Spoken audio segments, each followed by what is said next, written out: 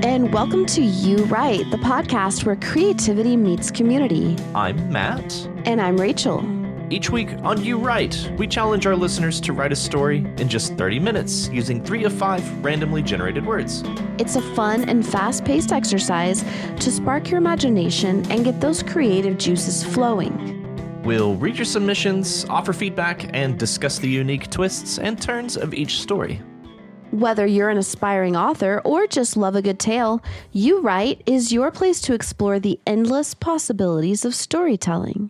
So grab your flute and let's dive into this week's stories. And remember, the only limit is your imagination and 30 minutes. Let's see what you got. Yeah. Yeah. So you've seen Kill Bill, right? Yes. Yeah. The second one, whenever Yes, I he's have. telling the story of the cruel tutelage of Pai Mei, Yes. and he's got his flute. Yes. That's the flute you grab. Okay. Yeah. Yeah. That makes sense. Mhm. That makes a whole lot of sense. That's a cool ass flute. Such a cool ass flute. Yeah, I it is. love Kill Bill. Yeah. Kill We Bill. saw the whole bloody affair when it came out in theaters. Do you see that Quentin Tarantino released Kill Bill parts 1 and 2 as one Oh, like director's cut? It's Mm. all one movie. okay. I And didn't know that. there's an intermission between it was totally worth it. Oh. Yeah. Okay. The crazy 88 fight Mhm, scene mhm. is all in color, and it's far more just like gruesome. Oh, and yeah. just, ugh. Yeah. This is bad. Apparently he did it in black and white to avoid and remove some of the more gory bits to avoid Huh. an NC-17 rating. Oh, okay. That makes sense. Yeah. I don't know. Like something about the violence in his movies is just so over the top that it's not even gruesome to me, Yeah. because it doesn't even seem realistic, you know? Yeah, it goes beyond the pale. It's like, Right. yeah, Exactly. this is so unrealistic. Right. But cool. Yeah. That's awesome. Yeah, it was rad. I love that. So how are you doing? I'm okay. I've Mhm. been having migraines. Oh, yeah. Those hurt. Do you have one right now? Very mild one. Okay. It's fine. That It's explains. fine. You seemed a bit subdued Oh, on the sorry. way over. That's Oh. okay. Well, no, I was just concentrating so I didn't send us flying, careening off of the roads. So, Right. yeah, because it's so cold and icy. It is. It is. Yeah. It is. Well, how you doing? Good. Hell yeah. Yeah. No qualifiers. Mm. No. Well, I mean, it's been a struggle the last few weeks, but I am rallying. Each morning I try to rally, How do you rally? Okay, that's a good question. I rally by praying, All right. doing like positive affirmations. Yeah. Yeah, Yeah. such as like, I have faith that today is going to be a better day. I am going to keep fighting today, and just telling myself things like, good things don't come easy. Don't be a pussy, things like that. Yeah. Yeah. Yeah. Just will it into existence. Yeah, it's just like setting my frame of mind to not be a victim today. Okay. Not yeah. be a victim and not to give in to, the crushing disappointment that happened the day before. Oh. Not that there's crushing disappointment every day, but just that when you're facing something that seems like an impossible obstacle, it can be very disheartening. Yeah. But people who succeed are the people who have to get up every morning and just keep fighting. Yeah. Yeah. Just like reminding myself of that. I had to kind of do something similar, like, because I had a headache all last night. And basically I had to tell myself, it's okay. Mhm. You can feel this way. You're Yeah. allowed to feel bad. There you go. Yeah. And for whatever reason, that helped. Yeah. Because whenever you don't believe that, then you have not only the pain and suffering of your headache, but also the pain and suffering of the shame that you're inflicting upon yourself. Or just the anxiety. Yeah. Or whatever, the psychological thing Yeah. of being like, oh, I shouldn't be, feeling this way. I shouldn't be weak or whatever. Yeah. So that plus it's so cold. It's crowed. It is so cold. On Monday, our cold. low is -1. Woo! Woo! Excited. That's crazy for us. We never hit the negatives. That is so crazy for us. So crazy. Like I can count probably on one hand the number of times we've been in single digits. Yeah. It has been a while since we've hit the negatives. I think it has happened before, but it's been a while. Huh. So I want to do Fahrenheit to Celsius. To Kelvin. And then switch it over to Kelvin. Okay. Yeah, it's so interesting that Fahrenheit and Celsius align at -40. Did you know that? I may have known that at one point, but I overwrote that information with some Now song you know it lyrics or again. something. Oh, okay. So Now you know it again. So right now, not right now, but if on Monday it's -1 Fahrenheit, that would be -18 Celsius. that's cold. So, but it's weird to me that even though those are so different, it still becomes the same at -40. Yeah. Like, why? It's weird because even -5 is -20. Yeah. Yeah. No, yeah, it's really strange. It's also whenever you get into the higher temperatures, they just are so dramatically different. Yeah, it's like 20 degrees Celsius is like that's hot, right? No, that's like warm. It's like in the 70s. Oh. But yeah, it's not, I don't know. I just think 20 degrees, I'm like, ooh, that's cold. Nope. No, it very ain't. pleasant. It ain't. Okay, so -25 Fahrenheit is -31 Celsius. So we're getting closer. Now it's just 6 degrees apart.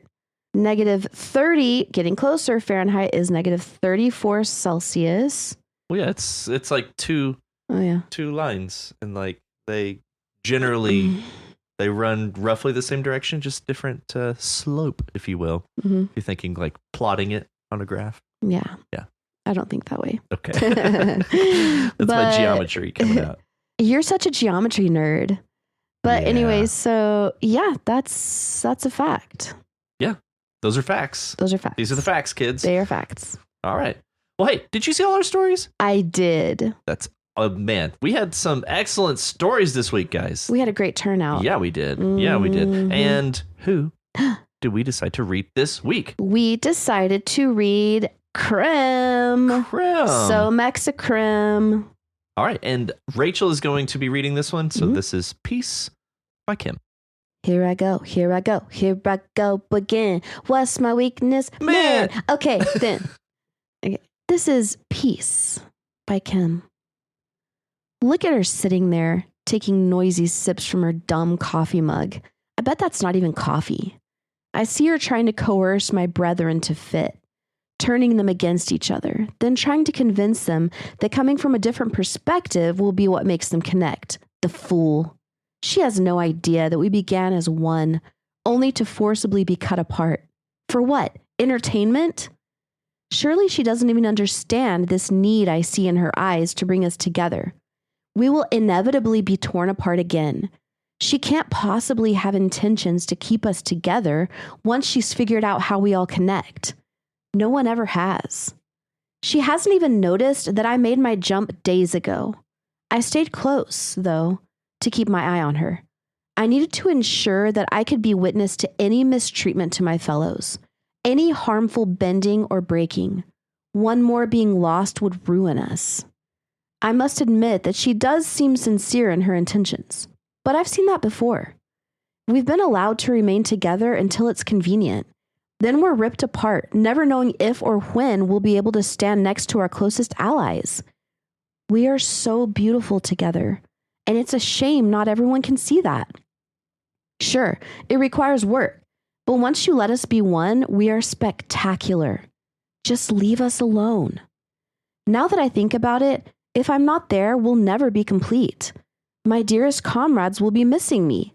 Even if we never stood next to each other, I am a part of them and they of me. Perhaps I should make myself known, not for her, but for them. I can't be the one to destroy us. Please see me, pick me up. She's looking for me now. Everyone else is where they need to be, nearly perfect, except for me. My mind is made up. I will no longer hide. She saw me. The look of joy and hopefulness may be worth it.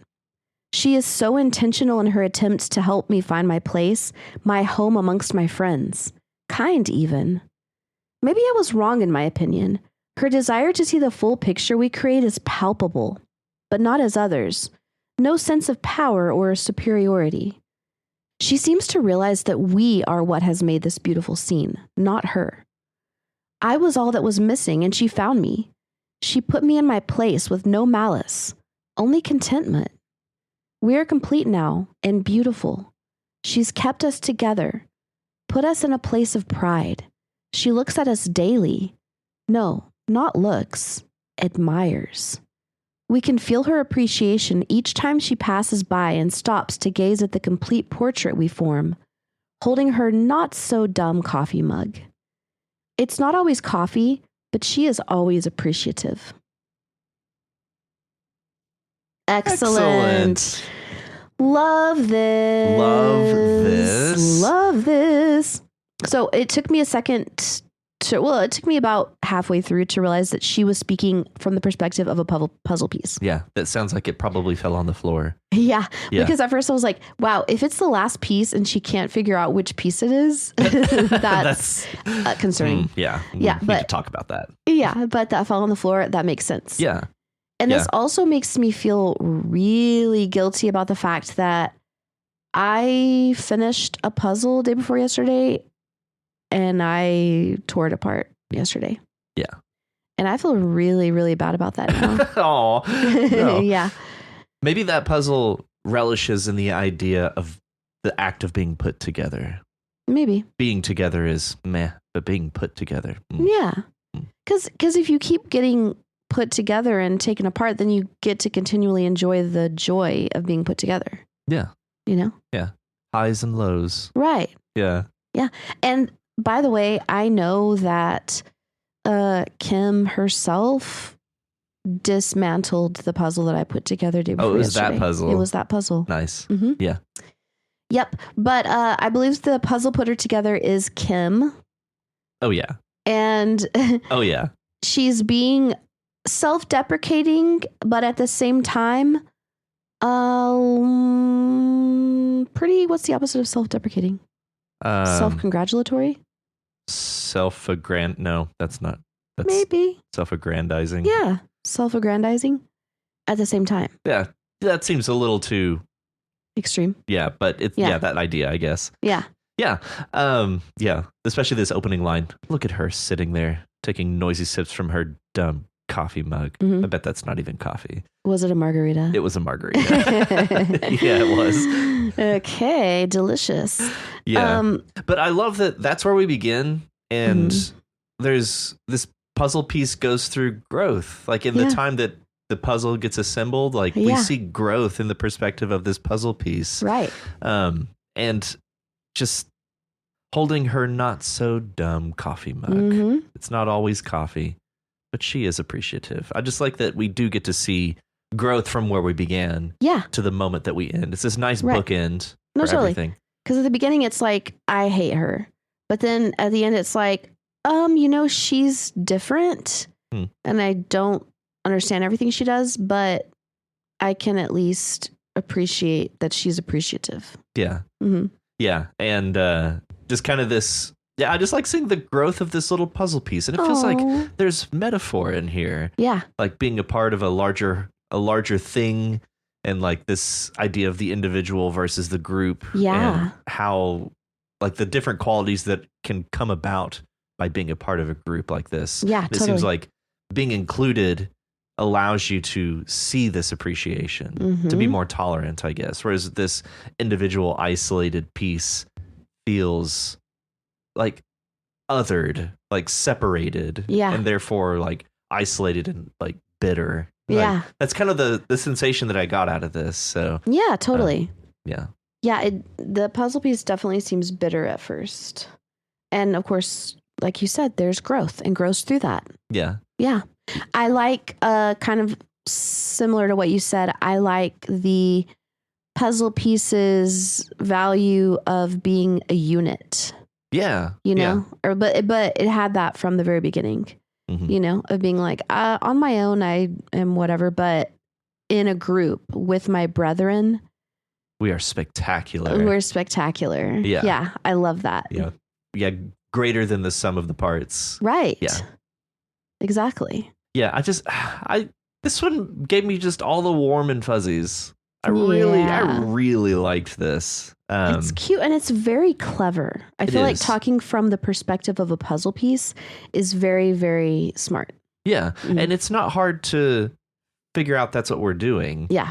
Like it doesn't just come right out and say it. It drops just the right amount of clues to not just like lead you by the nose, but also not leave you wandering at the end like, okay, what are we talking about? Yeah. Yeah, it's very clever. Yeah. Oh man. Like it. But yeah, especially like this part kind of near the middle. It's like, now that I think about it, if I'm not there, we'll never be complete. My dearest comrades will be missing me. Even if we never stood next to each other, I am part of them and they of me. I can't be the one to destroy us. Like that's the pivotal moment where it's like, it goes from this sort of resentment of you dropped me and I'm down here to this hopeful, like, please find me. Yeah. But it was intentional because the piece says, I made my jump. Oh, right. Yeah. I made my jump days ago, but she hasn't even noticed. What an idiot. Oh, so it's like the piece is challenging her. It's like, yeah. Like, it's not going to be that easy. Right. Because I'm going to jump. Yeah. But it stayed close to keep its eye on her. I think that's cute. Yeah. I think it's adorable, honestly. Just to make sure she wasn't abusing its fellow puzzle pieces. Its comrades. Yeah. I like it. Man, I love this, Kim. This is wonderful. I love it too. Yeah. Thank you. Thank you, Kim. Thank you, Kim. Thank you. And up next, we have a configuration of lament by Jake. Yes. So here we have a poem. What is a poem written in 6 lines? Is there a format to this, or like a form to this? Wouldn't that be a hexameter? A hexameter? Is it? Well, because of the 2 repeated lines at the end. I don't know. I was just curious if this fell into like a... I don't know. I found it very interesting, though. I haven't read a poem with that format before because it's ABBACC. Yeah, I don't think I've seen that before. Let me see. I don't know that there's any specific name for it. Spenserian stanza. Whoa. Chaucerian stanza. Whoa. Heroic couplet.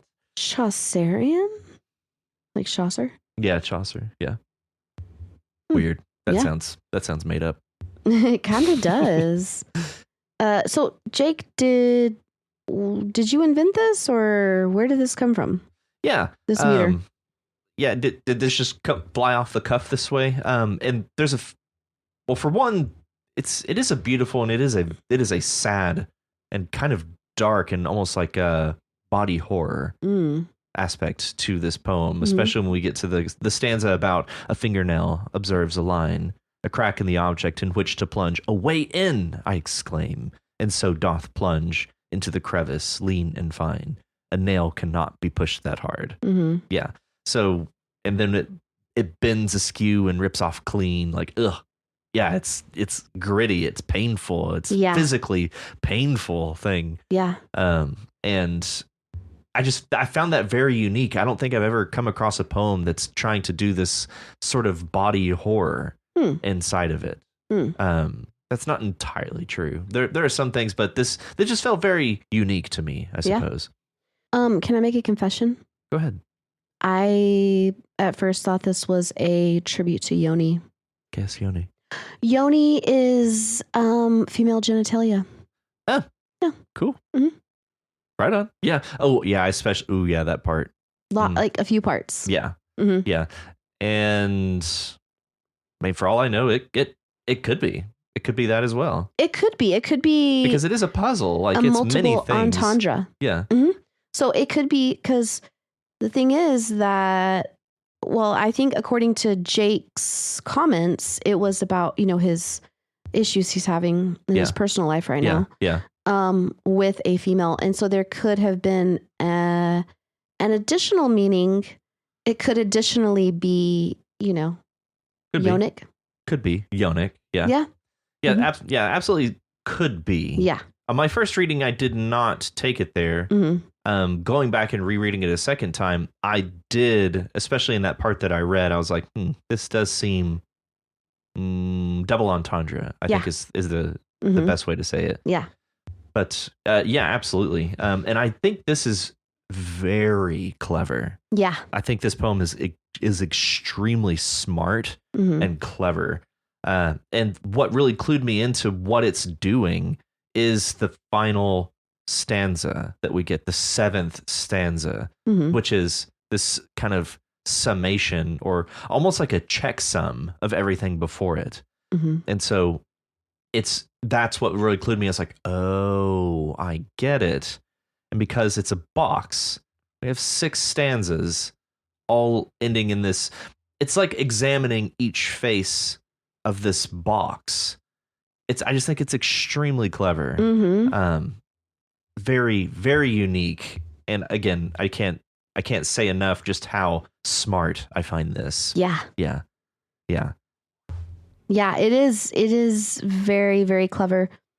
I really just enjoy reading it and trying to like glean meaning from it. You know, like all the different possible meanings. Yeah. It's almost like hearing a melody and trying to find all the possible harmonies. Exactly. Right? Exactly. Fist bump. That's exactly what I was thinking. Yeah. Like it's like you hear, like you're looking for counterpoint. Right. Like something to accompany it. And just every time you go back and read it, it is like a puzzle. Yeah. And you're trying to look for little things that you missed. This little piece that drops in here, or it. Yeah.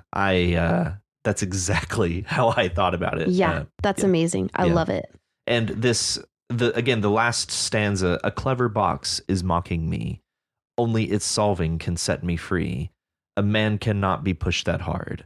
The ache is the love you can't discard. But what once lay beating now lays there still. Our love, our puzzle is lost to the chill.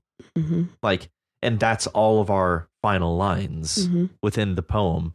The repeated lines coming back, subtly changed in some cases, but always like thematically, like it's so cool. Yeah, it's so cool. And that's where I was like, okay, so this is us going back and just looking briefly at each face of this box. It's so cool. Very cool. Yeah. I really like your use of the word maw, because that is one of my favorite words. And I like to say, shut your maw. Yes, you do. And I'm sure we've said that before. I'm sure we have. And by we, I mean you, of course. Right. Of course. Instead of saying shut up, shut your mouth. Shut your mouth. Shut your mouth. I love the word maw. Oh my goodness. Yeah. Do we want to read this one? Yeah. Yeah. Go on, give us a read. Alrighty. A Configuration of Lament by Jake. A puzzle box does before me rest, upon a table dark and grim. It twinkles at me, sparkling dim, and calls to me in wicked jest. A clever riddle mocking me, a clever riddle mocking me. Again I am coerced to claw, and wrench upon its solid blocks. Stuck like a harlot in the stocks, I struggle and strain to widen its maw. Only its solving can set me free. Only its solving can set me free. A fingernail observes a line, a crack in the object in which to plunge. Away in, I exclaim, and so doth plunge, into the crevice lean and fine. A nail cannot be pushed that hard. A nail cannot be pushed that hard. It bends askew and rips off clean, and leaves behind a wretched pain, an agony I must sustain, for 'tis no mercy from what must be seen. The ache is what you can't discard. The ache is what you can't discard. Suddenly, then, the split draws wide, as if it sips upon my blood, and, deeming me worthy, lets loose a flood that envelopes me and draws me inside. What lay there beating lays there still. What lay there beating lays there still. I'm safe in here, all on my own, so insular and self-concerned, with all the lessons I've just learned, from seeing what's born from seeds you've sown. The seeds have died, lost to the chill. The seeds have died, lost to the chill. The box. A clever box is mocking me. Only its solving can set me free. A man cannot be pushed that hard. The ache is the love you can't discard. But what once lay beating now lays there still. Our love, our puzzle, is lost to the chill. That is beautiful. Very beautiful. Yes. And I find it interesting that actually the rhyming scheme changed in the last stanza. Oh, the seventh, like the sum stanza. Like, yeah. Me free, hard, discard, still, and chill. Which, yeah, that's it becomes AABBCC. Yeah. So, and again, it's kind of this. It's mathematical in that way. Like it's, I keep coming back to the term checksum, and like it's going back and it's checking everything and adding it together to make sure, yes, this is correct. Yeah. And it's so clever, and in and of itself, that makes it a 6-line stanza. And so I love the pause that we get, the rhythmic break for the box. Yeah. Yeah. And then we move on. Yeah, that's good. That's so good. Yeah, how like separates out that last stanza. It really does. And yeah, the final rhyming scheme. Yeah. Very cool. So cool. Snaps. Wait. Snaps, dude. Yes. Excellent. Yeah. Excellent. So good. And it's a great way, I think, to process what you're going through, Jake. Absolutely. Yeah. Absolutely it is. Yeah. Yes. Thank you, Jake. This is Thank you, wonderful. Jake. So glad that you tuned in and piped up. Yes. This week. Yes. We're all better for it. Yes, absolutely. And up next is Scouting Mission by Nick Tube. Yeah. Hey, Etta. Hey, Etta. So we're back to a familiar. Yeah, we are. We're back. Yeah. We're back, baby. We're back on the res. The res. Oh, yeah, the res. Yeah. So we've got Bavario, Constance, and Dusty. Yes. Here. Yeah. So again, some excellent names. Bavario. Yeah. I'm a huge fan of that name. But I just wanted to commend you on setting the scene with this scout. That worked really well. So we've got Dusty out, who is scouting the scene ahead, flying as a corvid flies. Right. And so we get this paragraph. Dusty finally came close enough to call, "I see 3 buildings, 2 small ones on one side of the road to hubwards, big one on the other side to rimwards, and the road stops there. It looks like it might have been a farm, lots of steps on the hills that could have been for crops, but it's all overgrown now." I just think that's an excellent way of setting the scene textually, just by having somebody scouting ahead. Yeah. Like I think that's a really clever way to get us started here. Yeah. Yeah. Okay, so we have Dusty here, who is kind of a twat. You think so? Yeah. Yeah, kind of. Yeah. Yeah. So, or at least arrogant or overconfident. Yeah, and also kind of a pussy. Yeah. At the same time. Yeah, exactly. Yeah. But we also have, who is it that's just got a really foul mouth? Like they're just Constance. Yeah. So Constance is just a real downer and like really dour personality. Like, Constance had her bow ready and an arrow knocked. She's not ready for when things go wrong, Bavario observed. Nobody fucking is, Constance said. We think we are, and then it goes to shit. You know that. We all get the stupid beat out of one disaster after the fucking next, or with training like this, she'll probably fuck something up. But the idea in her head that maybe she could actually fucking die from this, she'll have a bit less stupid. Yeah. So yeah, just... It's like, wow, okay, Constance, tell us how you really feel. Yeah, exactly. She's too high level, Bavario said. She should know already. So yeah, they kind of feed each other. Yeah. Yeah, they kind of like enforce this negativity with each other. It's like, she should know better. She should be better. And like, that may be true, but you could also build Dusty up in a way. Yeah. Yeah. Yeah. Yeah. So we get so much characterization before we ever get like moving, I guess. Yeah. And Constance has a bow. Yeah. And as we determined, that's expensive to own and difficult to have just because of licensing or whatever. It's reserved for the government or like the establishment. Yeah. It's like, you have to have like special permission to have it or something like that. Right. Yeah. And we get more indication of that whenever it's think the bounty on this will make up for the arrows, Bavario asked. So this is after they retrieved one of the gore sparrow. So they shoot down a gore sparrow and they collect it and they think the bounty will be worth the cost of the arrows to collect it or to kill it. So yeah, we just further reinforce that bit of world building that we established from the other stories. Yes. Okay. And then Constance is like, you'll get over it. There will be plenty worse to come. And then this will seem like nothing.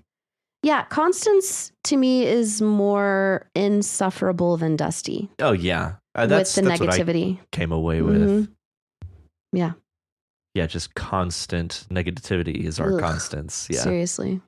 Yeah. And meanwhile, the last line, Bavario tried to think of the rookie as a positive. And so it makes me wonder, like, what would Bavario be like without Constance? They kind of seem like a pair, like that they know each other really well. Yeah. Whereas obviously Dusty is the new addition to the group. And so maybe kind of throwing off the dynamic a little bit, but maybe for the better, because it seems like Bavario, like it says here, is trying to think of Dusty as a positive. Yeah. Yeah. So again, just really excellent characterization there. Yeah. Yeah. And to follow that line that you read, that's true, Bavario said. That's the nice thing I found about adventuring. There's always ways to lower the bar. And so again, that's that kind of like feeding off of each other. And so Bavario was kind of leaning into what Constance is saying, which again makes me think, like, what would Bavario be like without Constance? Maybe he would be an insufferable optimist, or just an enabler in general, like just enables people. So maybe. Yeah, it's interesting. This is a very interesting entry here.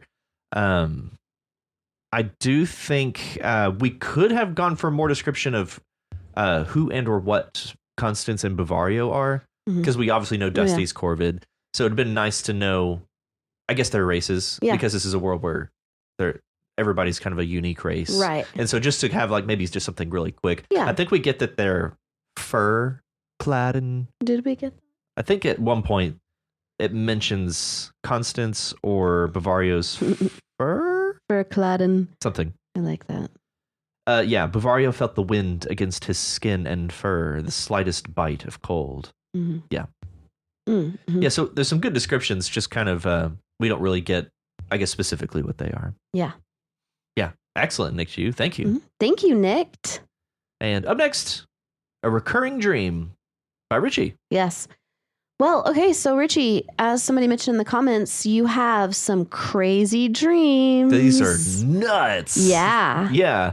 This is radical. It is radical. Like, honestly, I have very crazy dreams, but nothing that could be so cool narratively like this. Hell yeah. Like, if I made my dreams into a narrative, everybody would stop reading after like the first few words because it would just get stupid. Nonsense. Right. Yeah, it's utter nonsense. Exactly. And it's in 7 languages. Yeah. Yeah. I also like the comparison of the pebbles to Duma Key. Yes. The sound of the pebbles. Which you just recently read. Yes. Yeah. And love. Yeah. We need to talk about that one. Yeah, we do. Yeah.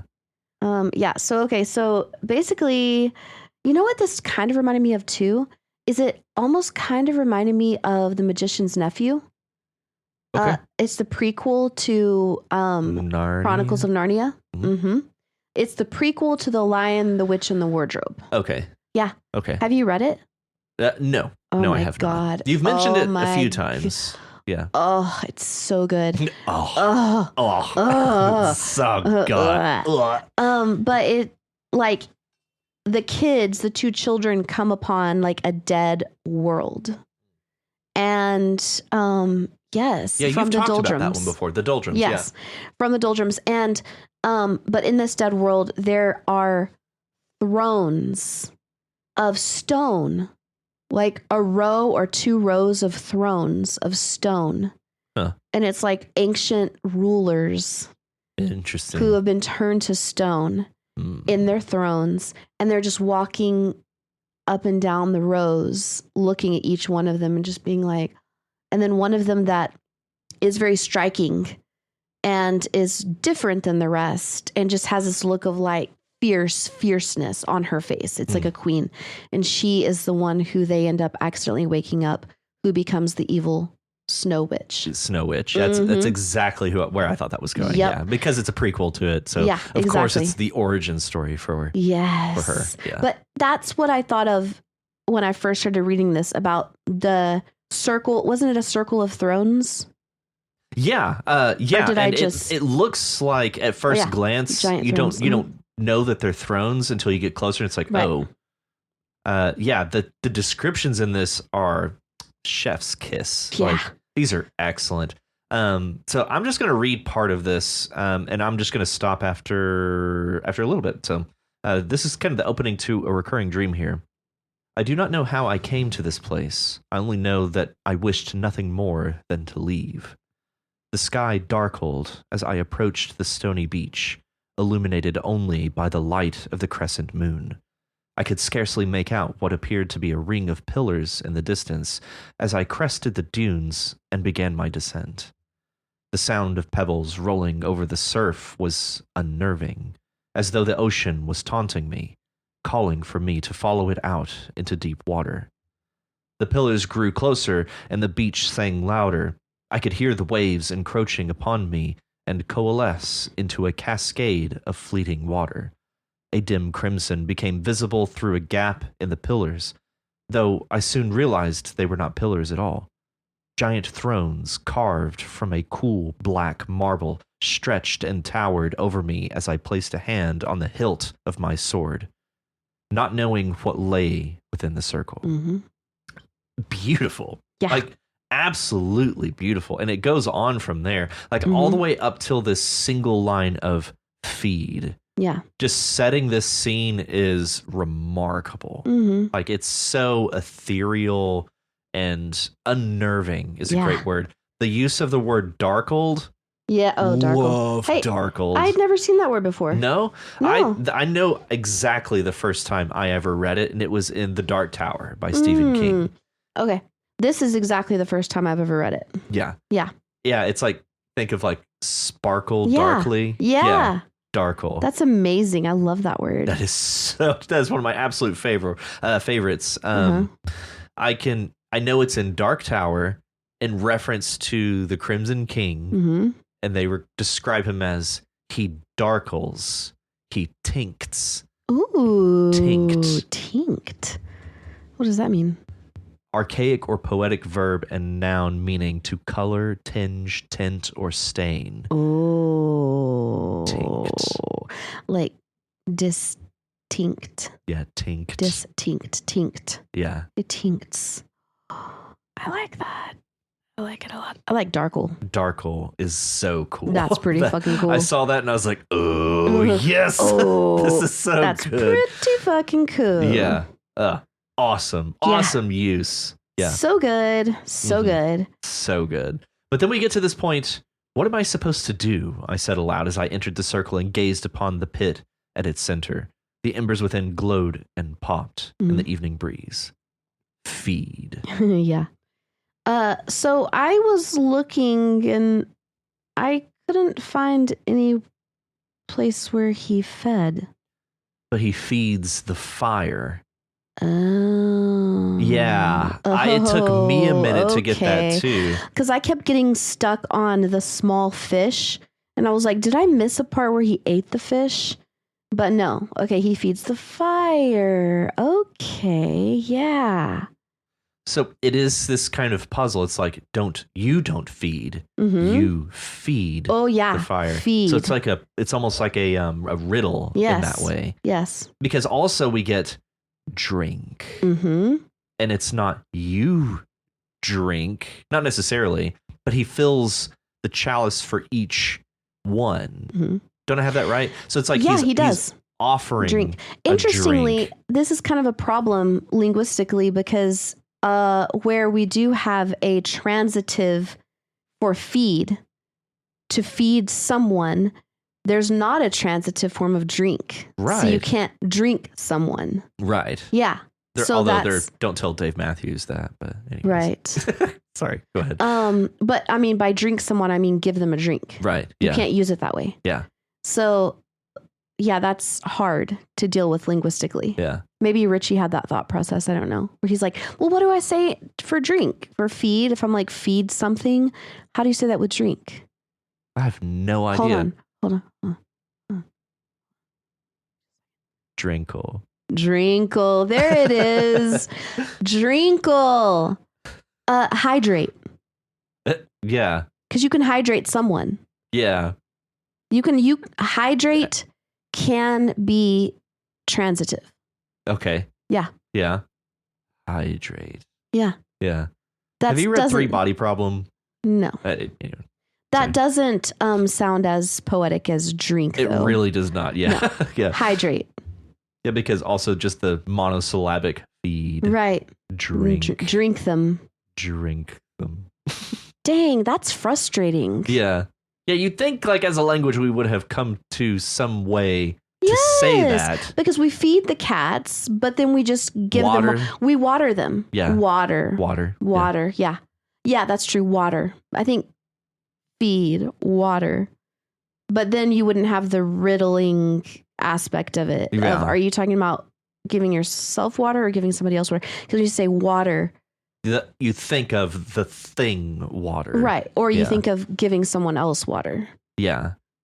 Weird. Frustrating. So frustrating. Okay. But still cool. Still very cool. Yeah, and yeah. I took the chalice and returned to the tide pool. Upon filling the vessel, I returned it to its owner before doing the same for the others. So yeah, he's kind of going around setting these cups. After he places the last one, the fire flares high, steps back in surprise as a heavy wind broke over the beach and clouds choked out the moonlight. So again, this whole scene just continues to develop in this very surreal and very just, it's all so well colored in my head. Mm-hmm. Like this is beautifully written. Yeah. 6 specters sat before me. One choice I must carefully weigh. I stared at the nearest of them, hoping to find some sort of clue, something I had missed. I paced the circle until the clouds broke. Then I made my decision. We would battle. They would fall. And I would sip. So again, this is very, very interesting because this doesn't sound like the first time he's done this. So like we go on a little bit further and it sounds like he's tried this a few times and just keeps coming back to this like it's a recurring dream. Mm-hmm. And so this is the one where this is the version of this dream where he stays. Mm-hmm. Like he makes a decision that he takes the place of one of these figures on this beach. Mm-hmm. And this final line, now it is my turn to keep watch. Daybreak is coming. Yeah. So this very interesting, like what we're setting up here or symbolically doing, I'm not sure. Yeah, so basically he accidentally became one of those people in the thrones. Yeah, accidentally or intentionally. Like I can't tell if this was intentional. Well, he says he wished he had followed its call into the deep. He's like, damn it, he made the wrong choice. So I guess if he made a choice, then it was intentional, but yeah, 5 times I had drank, but I could never remember which one I had chosen when I returned to this point. Mm-hmm. 5 times the beach had lurched away from me, and I was thrust into the dark for another chance. Mm-hmm. So this repeating thing, yeah, I don't know. It's like something happened here, and he takes up his watch as one of these figures on this beach as daybreak comes. Again, visually, it's all very, very clear in my head. Yeah. And again, the sound of the pebbles on the beach, very, very Doomic-y. Yes. And just, yeah. Very Doomic. Yes. Very Yes. Doomic. Mm-hmm. Darkly Doomic. Yeah. Darkling Doomic. Darkling. It was darkling outside. I love that idea. It's beautiful. Yeah. Yeah. Darkling. Using it as a gerund. Uh-huh. Hell yeah. Yes. Yeah. Thank you, Richie. Thanks, Richie. This is awesome. That was great. Yeah. And up next, we have a couple entries Yeah. from Walker by Faith. Mm-hmm. First is Matt's guide. Option 7, start a cult. A cult. A cult. Woo! So here we are, starting cults. Yes. Okay, so I like the very first part. Everyone is in a cult, and I mean everyone. I really like this because it's happened so many times that I'm talking to friends about whatever is going on, and it's like, oh, this, our friend maybe like joined some kind of a cult. Yeah, they like do this, and that, and it's kind of like a cult. And every single time I can't help but see the parallels between this evil cult that we're afraid of and our own religions. Oh, yeah. And I'm like, does anybody else see that you're actually also could be describing your own religion right now? Absolutely. Yeah. And yes, thank you for seeing that fist bump, because I see that all the time. Yeah. It's like, oh, so-and-so's in a cult, or saying like some beliefs are like fantastical. Like, oh yeah, the Mormons believe, or, the Muslims believe that you go to paradise with the virgins, like LOL. Yeah. You get your own planet. Yeah. Yeah. Well, the Mormons believe you get your own planet. The dudes and then it's do. like, yeah. And then it's like, okay, but what does your religion believe? Like heaven and what all that entails and what all... Some pearly gates? Yeah. With like some dude who's going to weigh your life? Right. Like that could be equally fantastical to somebody from a different religion. Could in fact be, yeah. Yeah. So let's just be self-aware here. Yes. Yes. Thank you. Yeah. Yeah. And to extend that line of thinking, like, I think of like these mega churches and these god malls and the way people behave at some of these services. I'm just like, this hurts to watch. It's like a bit culty. It's a bit culty. Little bit culty. Little bit culty. It's fine. It's fine. There's churches, I've heard of some of those mega churches where they have like their own currency, like tokens or bucks, which has the picture of the preacher. Like, I think that little bit Joel Osteen, I want to say Joel Osteen had his own currency with his own picture on it or something. I think, don't quote me on that, but I think that I saw that. Yeah. It's like you can exchange it for whatever the hell. Yeah. They have fucking coffee shops in their churches. I've heard of really, really rich mega churches in California where they literally have people going down the pews with carts of like a espresso machine or something. Like you can order a fucking latte from your pew and they like come and deliver it or something. For a low donation of $10, we'll make you a latte. Right. Yeah. There's some weird stuff going on. It wouldn't even surprise me as if in modern churches that they're passing down like a Venmo QR code, or like it's on the back of the pews. Absolutely. Like you just they Venmo are. now. They are. Yeah, Cash App, all this. They are. Like, without ever having seen it, I can promise you that they are. Yeah. But to extend this same line of thinking even further, like our game night group is a cult. Our book club is a cult. It's just in groups or just groups of people. Yeah, like totally. Like you and I, we're a cult. We're a cult. Yeah, we're a small 2-person cult. Right. Yeah. CrossFit is a cult. CrossFit Roller derby is absolutely totally a cult. CrossFit is one of the most intimidating cults I've ever seen. They're all cults. Yeah. But yeah, so that's actually really refreshing reading it this way. And just really levels the playing field right out of the gate. Right. So I really enjoyed reading that. And then we get the in-text guide written by a Matt. Yeah. A Matt. Yeah, so behind the curtain a little bit, Walker sent this to me and said, like, just asking for, like, approval, I guess, because I was a little harsh on the previous one, which you don't have to do that, but it's nice. It's nice. And asked me to do an in-text guide, and so I was like, Yeah. And so I saw all of the iterations of coalitions of unremarkable life trauma or consortiums of underdeveloped latent thoughts, like all these variations of cults. So, but yeah, then we get into the idea of this particular cult, which we referred to last time as, don't be a dick. Right. So we just really expound on that idea. What do you think of this cult? The don't be a dick cult? Yeah. I think it's great. But what will the activities be if not being a dick? Yeah, how do you be a cult if you're not being a dick? Like what activities will it include? Maybe it's just charity and goodwill. Okay. Yeah. If it just includes charity, okay. Yeah, totally. Actually, that sounds like my church. I was going to say, I Yeah. can imagine several churches really subscribe to this idea. Right, because my church is a homeless outreach.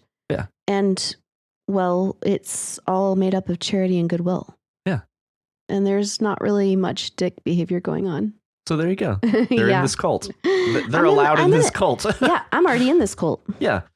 Yeah, and again, we go beyond just the idea that I like that we reference you can be in more than one cult. Mm-hmm. And like you can, like nothing says that when you subscribe to this, you are disallowed from joining other groups. But it's like as soon as you're a dick, nope, you're out of this group. Yeah. Okay, I found something interesting here. My own community of unhealed life teachers is formed around one simple rule: don't be a dick. And no, it's not reverse sexism at all. So I found this interesting because that term reverse sexism could be considered dickish. Yeah. Simply because it's inferring a directionality. It's referring a directionality, and it's referring that sexism is obviously whenever we being males are, offensive towards females or whatever. So reverse sexism, it's like almost being like the others. Yeah. Because you see yourself as the main primary group. Yeah. And so it's kind of like reverse racism. It's like exactly where I was going. No, that's just racism. That's just racism. In any direction that you go, it is racism. Yeah. It's not reverse racism. There's no like anchor point. Exactly. Exactly. Yeah. But thinking that there's an anchor point is kind of being a dick. Yeah. Unconsciously.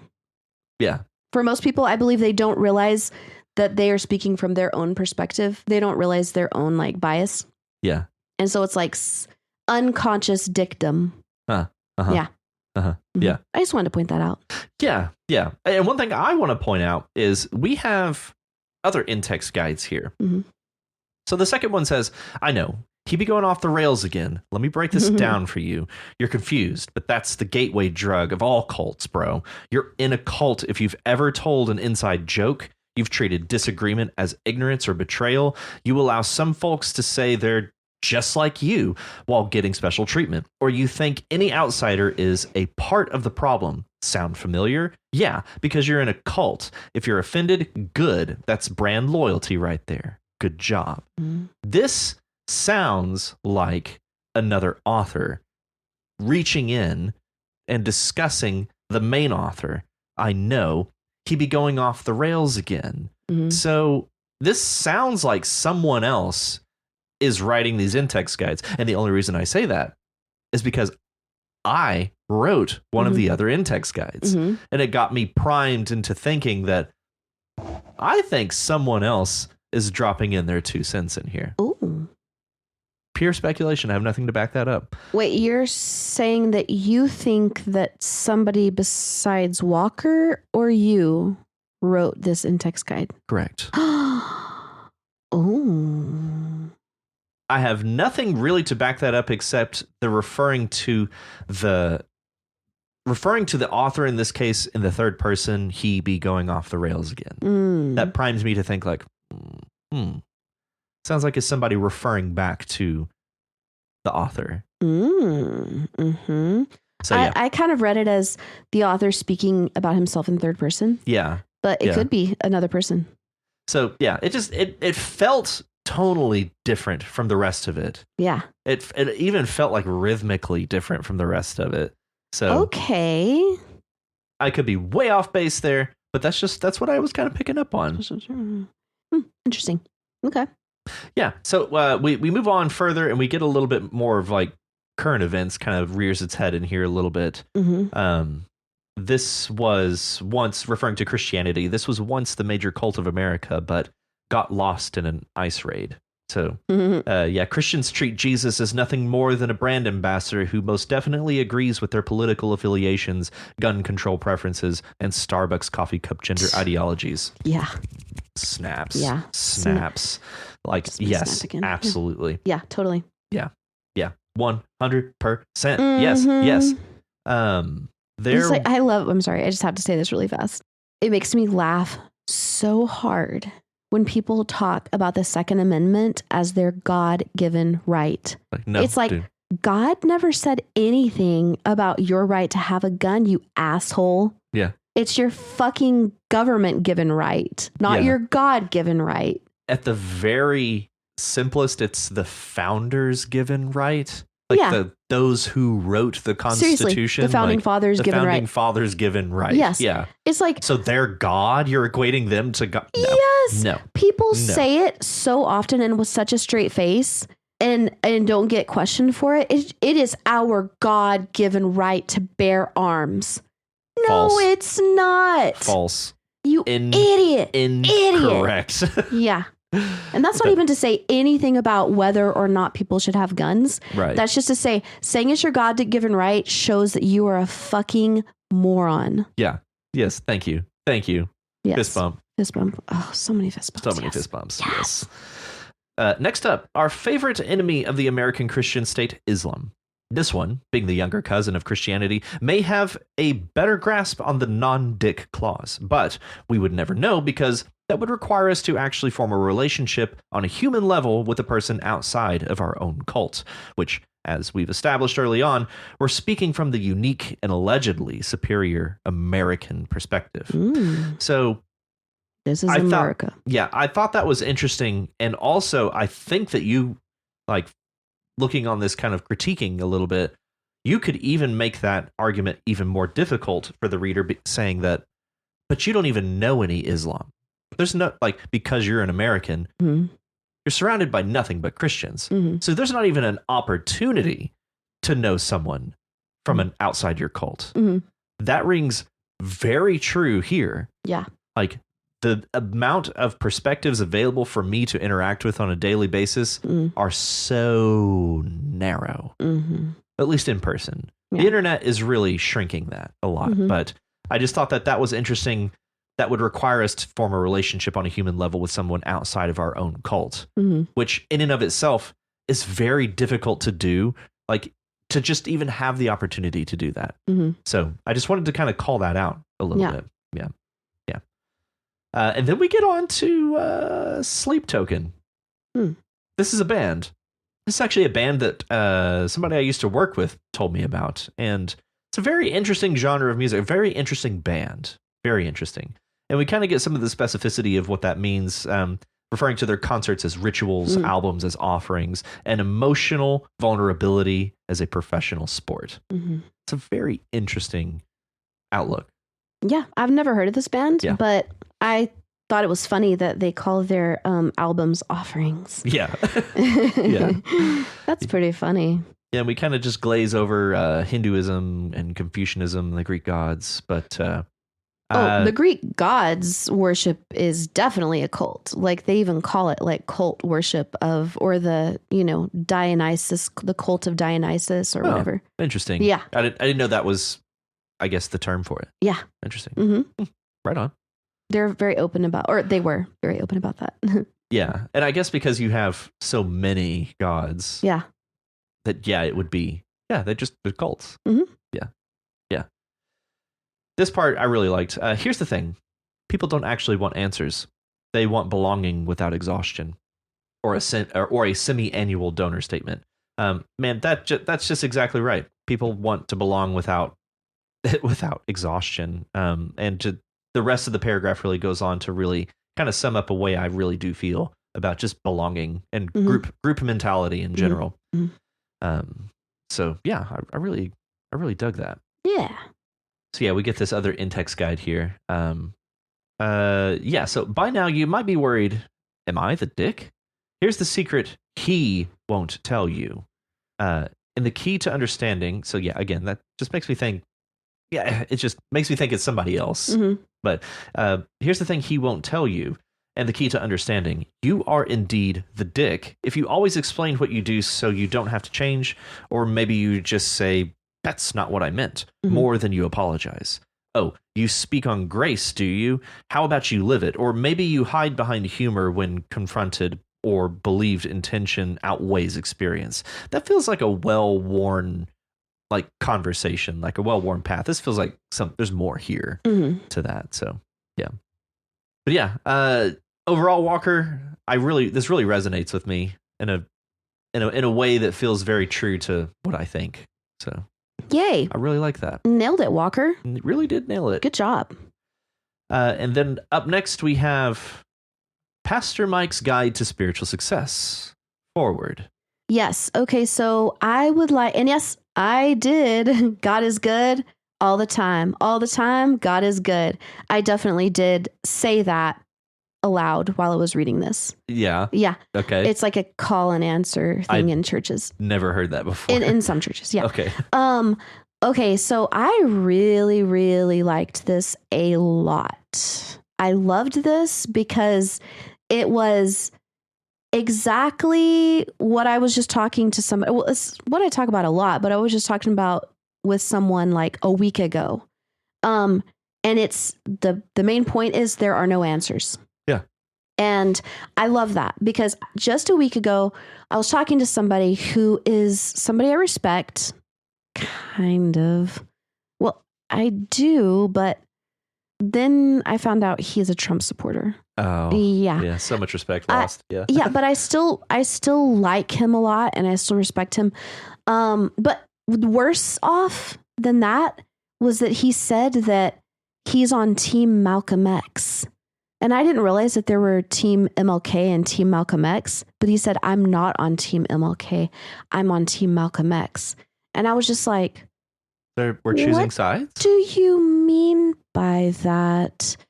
And yes, I'm very familiar with their different approaches. Yeah. But I was just like, honestly, crestfallen when he said he's not on Team MLK because MLK is like my hero.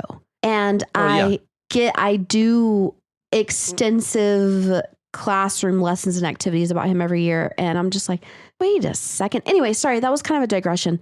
But this guy that I'm talking about seemed so very confident of his position on whatever we were talking about. Okay. And I was just, he's like, well, what about this? Well, what about this? Well, did you know that actually this? Did you know that actually this? And I was like, actually at this point in my life, I have realized that I don't know. And I feel like that's the most valuable realization, one of the most valuable realizations that somebody can have. And then I told him the story of Socrates. And Socrates going around trying to find somebody who's wiser than him. Yep. And I love that one. Yes. And I told him the whole story, which I think I've said it here on this podcast before. Yeah. More or less. Yeah. So basically just proving that when he's like, hey, I think I'm wiser than you, but can you prove that actually you're wiser than me? And people would be like, yeah, we're wiser than you. Do you know how to do this, and this? Like, we're fishermen. Do you know how to do all this? Yeah, I didn't think so. So obviously we're wiser than you. And Socrates is like, okay, I see. So you've actually proven to me that I'm wiser than you because you think you know, but I know that I don't know. Yeah. So I told this guy that story, and it was in the middle of him doing the exact thing that those Socrates haters did, which is being like, oh, well, did you know this? Did you know this? Did you know this? Did you know this? Well, what do you think? And I'm like, I think that I don't know. I know that I don't know. Yeah. And knowledge is not wisdom. No. And wisdom is not knowledge. Exactly. Knowing a thing is not being wise. It's knowing a thing. Right. And not knowing a thing and knowing that you don't know the thing. Know a thing is wisdom. That is wisdom. That's wisdom. Yeah. Yes. That is know thyself. Yes. And I have this talk all the time with people who are like about the Bible or about Christianity. Well, when we die, what do you think happens? Because actually, this is what happens. And I'm like, the fact that you speak with such confidence about what happens makes me think that you're stupid. That makes me not trust anything you say. No, because obviously nobody knows. People have asked me, what do you think happens after we die? I'm like, I don't know. I know what I believe, but nobody knows. And anybody who says that they know is full of shit. Right. Yeah. Yes, exactly. Yes. And I agree with you. This also resonated with me in a very special way. Like, and I'm just really glad to see where we go from here. Yeah. That this doesn't seem to poke and prod quite as hard as the other guides did. Yeah, this seems a bit of a more humble guide. Yeah, this does in fact feel like a guide.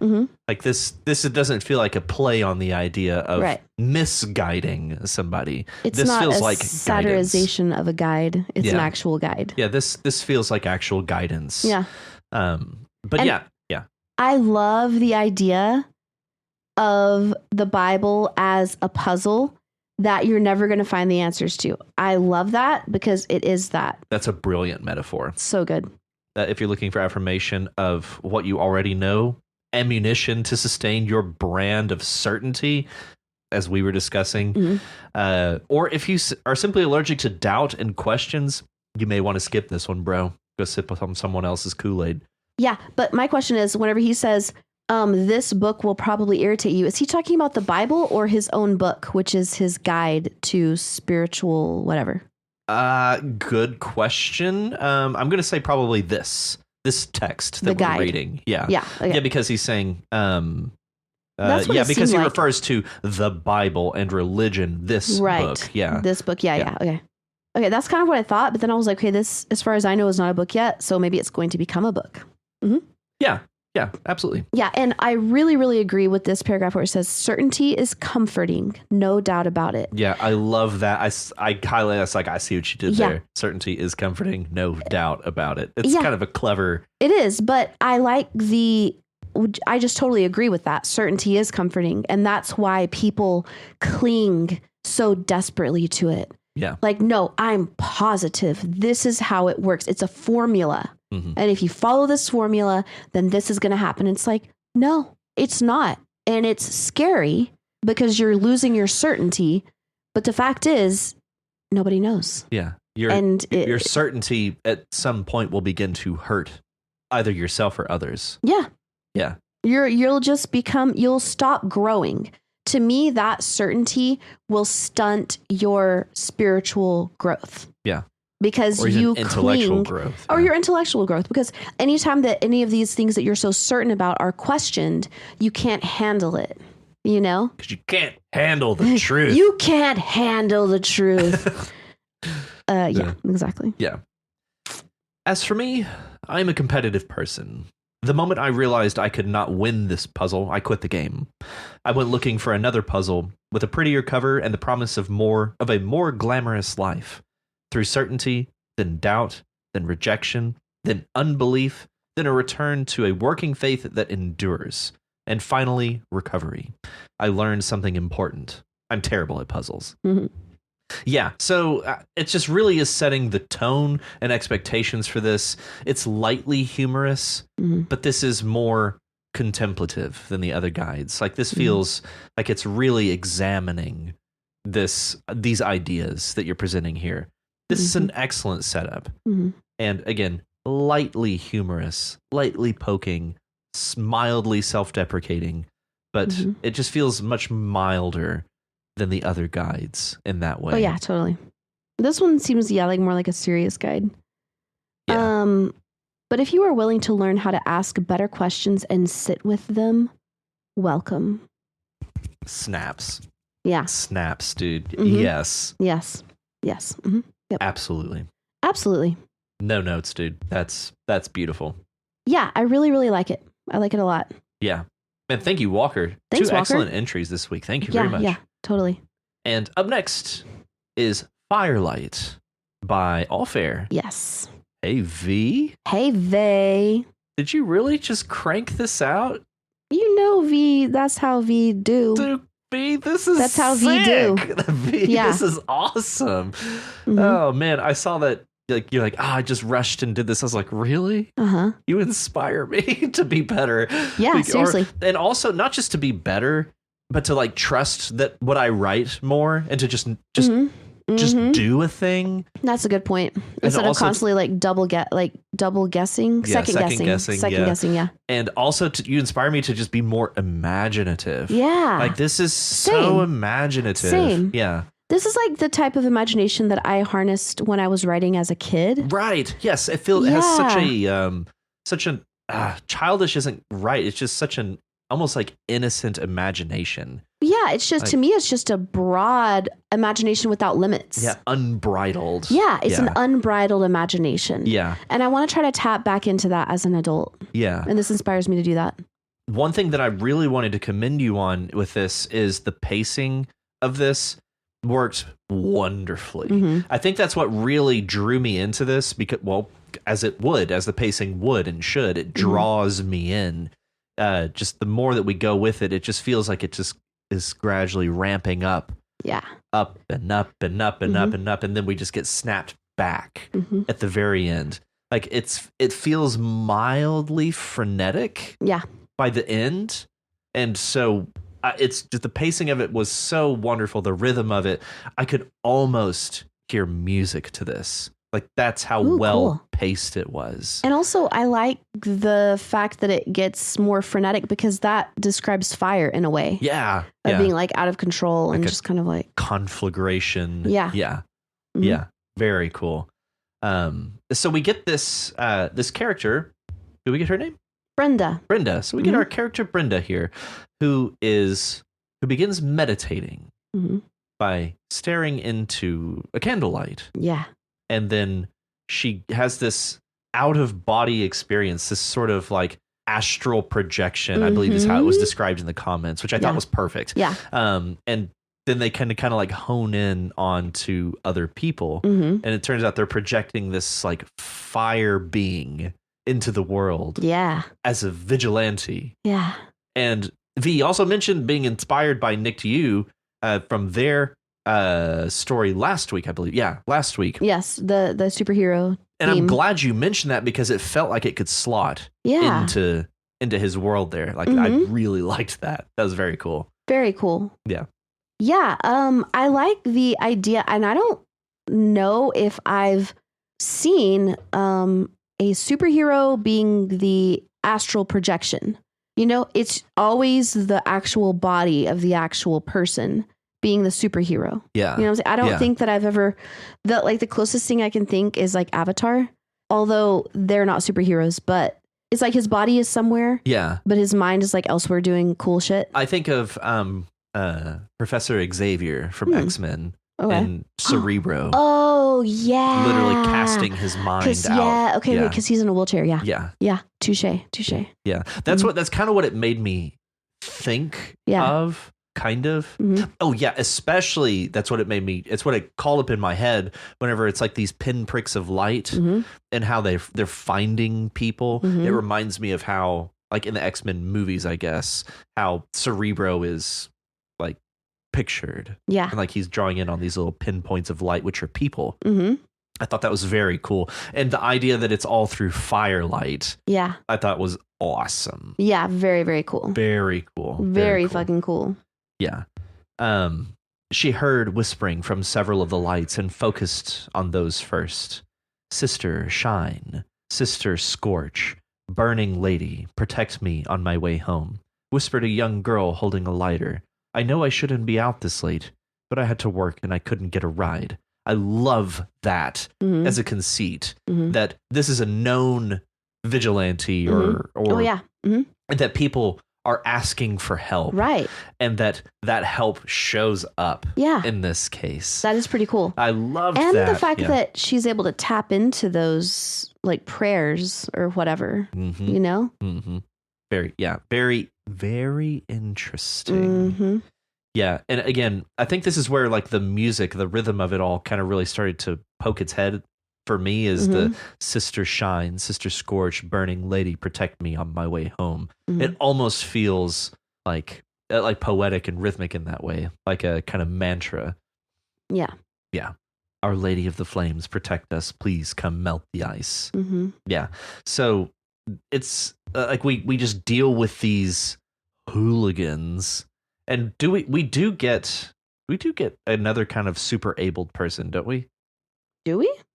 Oh, no, it's just somebody with a fire extinguisher. Yeah.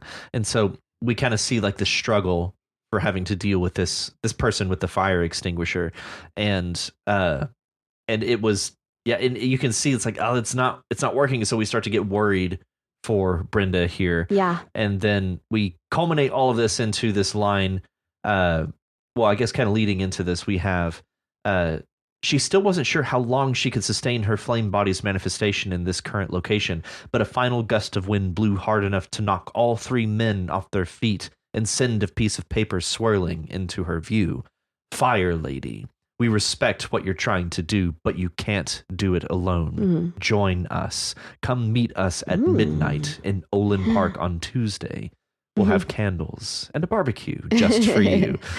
I like the inclusion of the barbecue. Yeah. And so that's where I was thinking we have another super abled person, because it seems like they're like almost like an airbender or something like that pushed these guys down and put this note in front of our Fire Lady. And a barbecue. Yeah. Yummy. Yeah. It just seems very like homey, and this is just such a wondrous story. Like there's just so much, I guess, as we mentioned, very imaginative. Yeah. I want a flame body. Hell yeah. A flame body astral projection. Yes. Yeah. So apparently, her mom has passed away, it seems. And she is doing, like, I wonder if her mom also had special abilities. Yeah.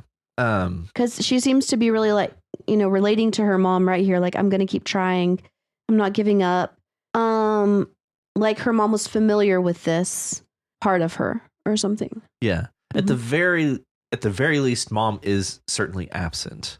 Yeah. We don't know for sure if she's alive or not, but this line, I hope you'll be proud of me if you can hear me. Yeah. She blew the candle out and went to bed. I just think that's just such a wonderful way to get us into this story, and the way you can bookend it, like this action sequence by, she never actually left. Yeah. She was just meditating. It's just this really great way to start calmly and end calmly. Yeah. And have all this action in the middle.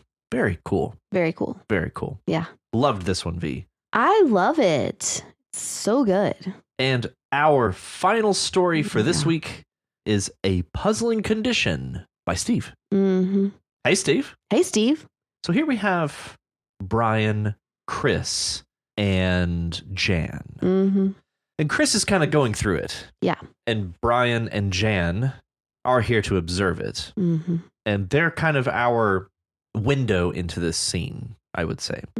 And so Chris is in a bit of a manic phase. Yeah. And so what did you think of Chris's brand of mania? I don't know. I mean, there's worse manias you could have, but nonetheless, he's not in a good place. And, you know, it just feels kind of hopeless, just because it's like, what do we do for this guy? Like, how do we help him? You know, because clearly he's going off the deep end. Yeah. And part of me wonders if we're just missing part of it. Like, as the reader, like, part of the reality is being hidden from us. And that Chris may be onto something like supernatural, something beyond what Brian and Jan can understand or perceive in this moment. And so that's kind of where I was left at the end of this. Is like, so often in stories, you have people that have something like fantastic going on, and you just can't believe it. What comes to mind is like a Salem's Lot. How much of the book is characters just denying, like, that doesn't make sense. Like, this is crazy, and it's only the child in the book that can be like, oh yeah, it's vampires. Everybody else is just like it's unfathomable. Like you just cannot understand like how that could possibly be. So it's just crazy. Right. It's just crazy. That's kind of the vibe I got by the end of this. Yeah. And that would be awesome. Yeah. If there was actually like something legitimate to what Chris is doing, and it's actually like real and people just can't see it, that would be awesome. And that's like, I don't know what I'm trying to say, but that's like every crazy person thinks that. Right. They're like, exactly. No, it's like even people who are like, God told me to kill my babies, you know? Yeah. It's like, they really believe that. And they're like, no, you just can't see it. Like, this is what is supposed to happen. Yeah. And I don't know. It's just not compatible with the world. Right. Yeah. You know? Yeah. Especially in stories like this, I always think like, what is delusion and what is supernatural? Yeah. Because stories deal with that supernatural element in so many different ways. And so often it is perceived initially as delusion. But like this genuinely strikes me as like, this is just delusion. And especially whenever we sit with Brian and Jan, like them being our window into this moment. Yeah. Really does paint it as delusion. And again, as you mentioned, just the hopelessness of it. Like that, I don't think anybody can help him. I think is a line that we get near the end from Jan. Like, and they're saying like, we probably shouldn't even have left him. Like we probably should have stayed. They're worried sick about Chris. And just the fact that that's whose shoulder we're looking over, I think could be coloring our opinion of this scene. But at the same time, it is exactly how Chris presents this mania. Yeah. Yeah. I'm very curious, though, about where this is going. And Steve seemed to indicate that he's going to tell us where it's going. Right. But where it's like, at the very end, I don't think I could have stayed much longer without losing it myself. Brian regretted saying that. Their phone rang in the middle of the night. So I'm like, wait a second. At first I was like, okay, so did Chris kill himself? But then Steve kind of seemed to indicate that it was something else. Yeah, which makes me think maybe it's something supernatural. Or maybe it is. The way that he says, I don't think I could have stayed without losing it myself, makes me think there's something about this puzzle, this thing, like something, like there's something here. Yeah. And it was starting to affect Brian as well. So what could have made Brian regret saying that, if not that Chris ended up killing himself because they didn't stay? What could have made Brian say that? Or what could have made Brian regret saying that? The part that I assume he regrets is, I don't think I could have stayed much longer without losing it myself. Yeah. I'm not sure. Yeah, I'm not sure, because maybe having aired it and said it that way, maybe this is the point where Brian does start to lose it alongside Chris.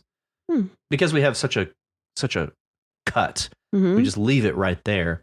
Yeah, I'm not sure. I'm so curious as to where that's going. Yeah, I believe Richie's gift sums it up perfectly. Please, sir, may I have some more? Please, sir, give me some more, please. Please. Yeah, I really like this. And you just leave us so worried for Chris.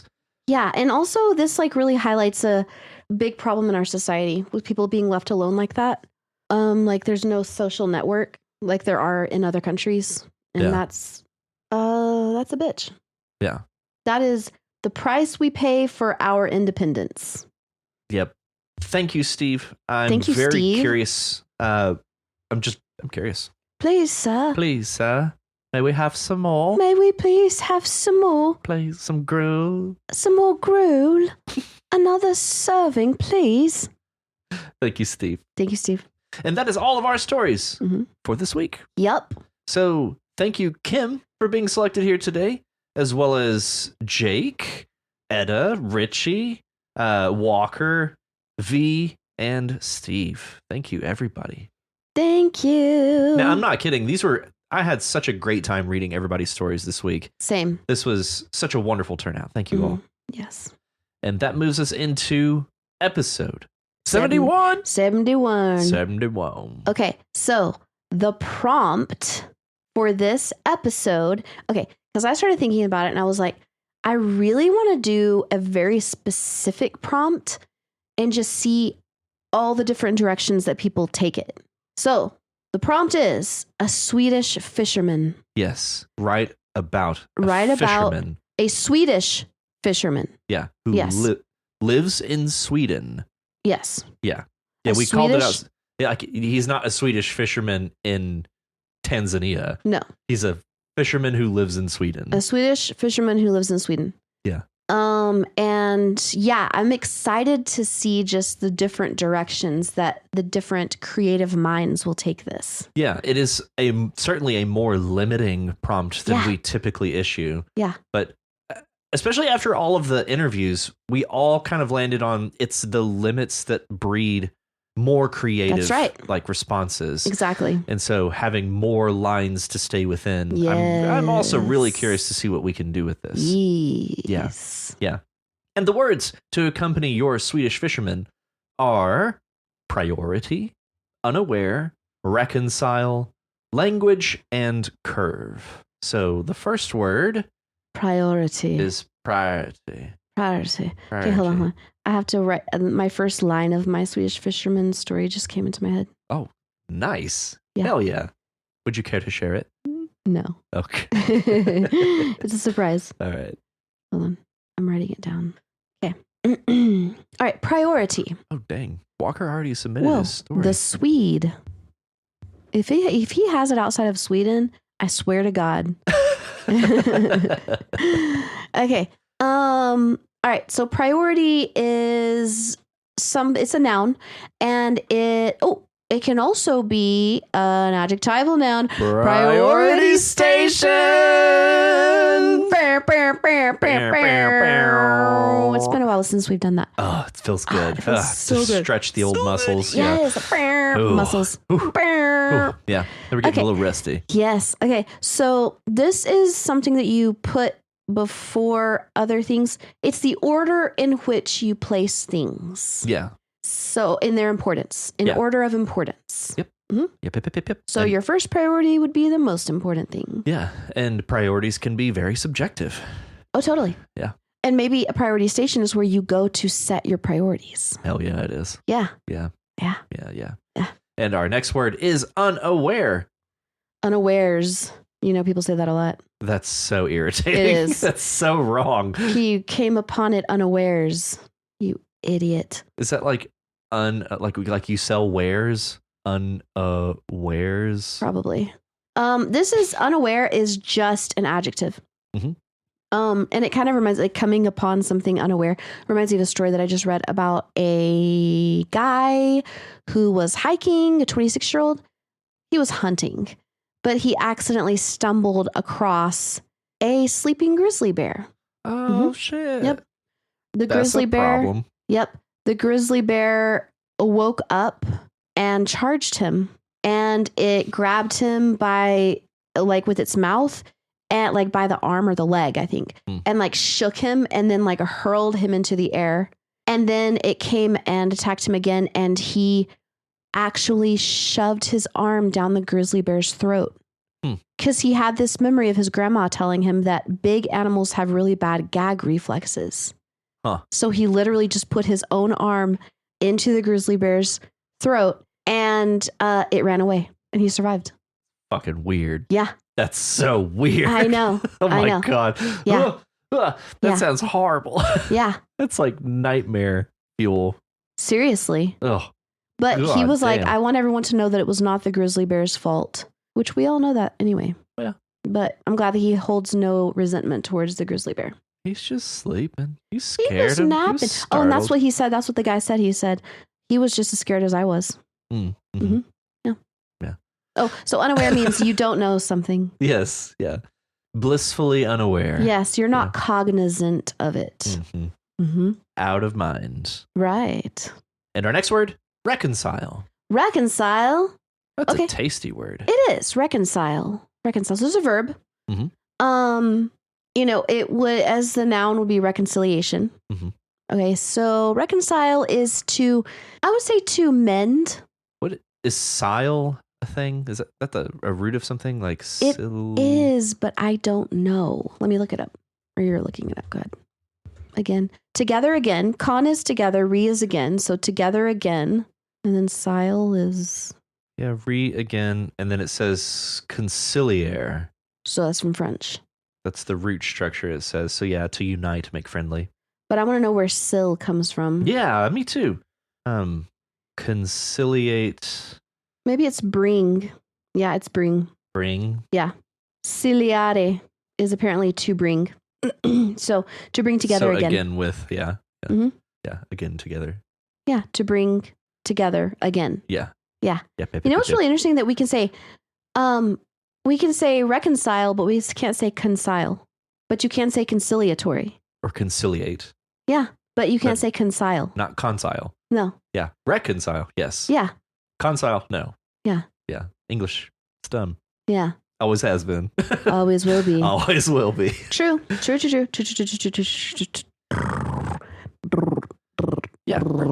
I like reconcile. Me too. Reconcile has some more objective meanings, I guess, like to reconcile. I'm actually going to pull up that definition. Reconcile. Reconcile.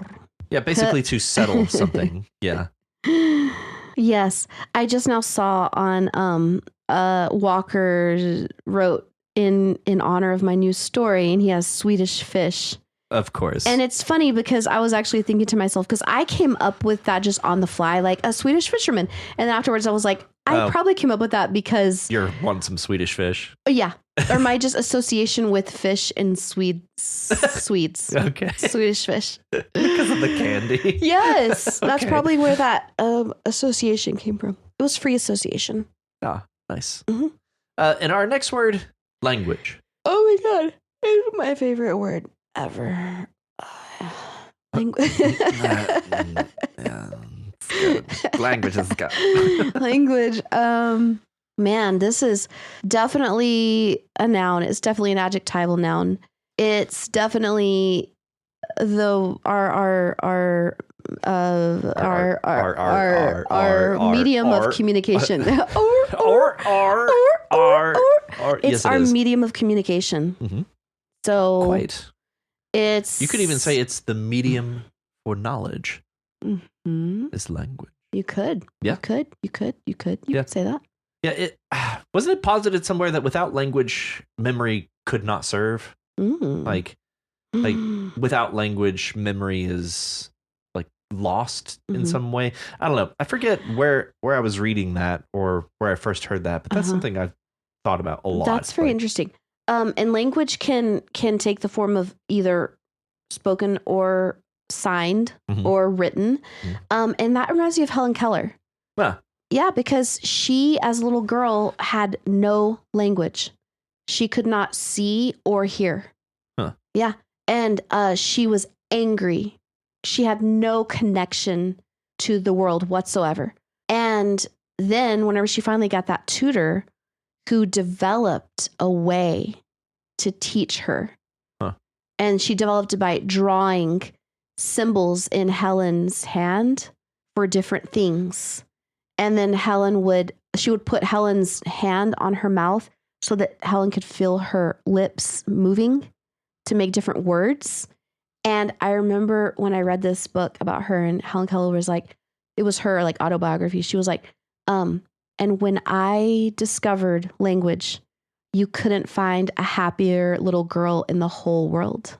Like she was running around and she would like feel water and then like hold her hand up to her tutor who would like draw the word water in her hand. And she's just like naming everything. Yeah. And it was like, so that kind of like makes me agree with what you just said. Cause it's like language somehow unlocks something for the human experience that you can't experience without it. Yeah. I do think to some degree it is the medium of memory. It's like the catalog for memory. Yeah. Like without language, there's just pictures. Like there's no organization, I guess. Right. It's the way we're able to organize our thoughts. Yeah. Amazing. Yeah. Language. What a wonderful thing. Wonderful, crazy, often broken thing. Yes. But a beautiful thing. Beautiful thing, nonetheless. And our final word is curve. Oh, this can mean a lot of things. Yep. So curve can be a noun or a verb. I would say it could be an adjective noun, curve station, but I would prefer to say the curvation station. The curvaceous station. Curvaceous station. Yeah. Ooh, that's good. Okay. Hey. Hi, curvaceous. Hi, curvaceous. Okay, so curve is like it's a curl. It's a takes her finger curl. It's a curl. It's a curl. Curves like you're curving on the road. Curves. Yeah. Curve can be on a test. Yeah. Whenever you make it go up. If memory serves, it's a cologne. Oh yeah. Yep. Is that a 90s cologne? I don't know. Probably. Yeah. Curves on a usually female figure. Mm-hmm. Mm-hmm. Yeah, often described as curvy. Mm-hmm. Speaking of curves on a not female figure, I was at the store yesterday and I saw the most bootylicious man I've ever seen in my life. Hell yeah. Fist bump. Yeah. Hell yeah. It was this old white guy. Weird. Yeah. He had booty. Baby got back. Yeah. He was curvy. Curvaceous. Yeah. Mm-hmm. Yeah. He was thick. Hell yeah. Yeah. I was like, okay. Good for him and good for you for seeing that. Yeah, thank you. And he was wearing kind of not loose jeans, almost like he wanted to show it off. Oh yeah. He wanted to show off. I worked hard for this.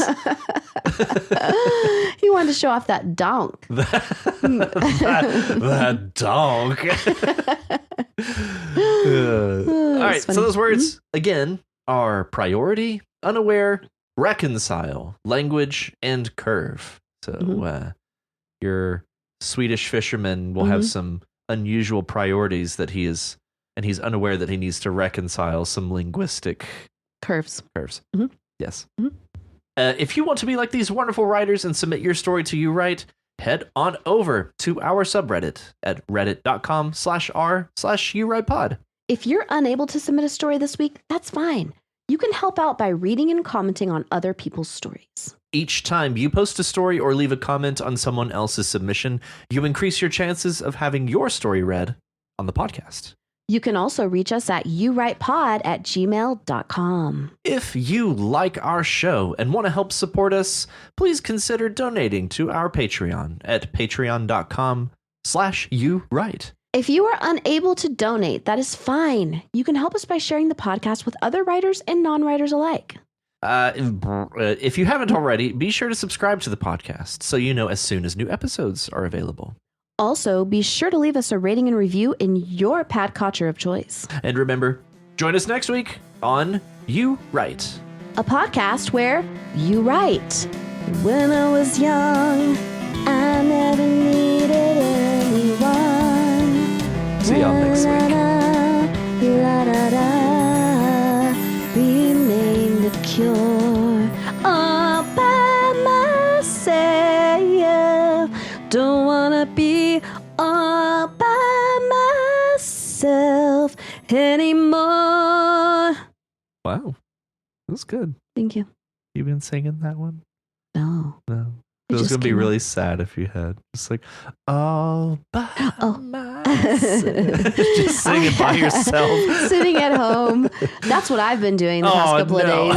No. Not like this. No. No. No. Not.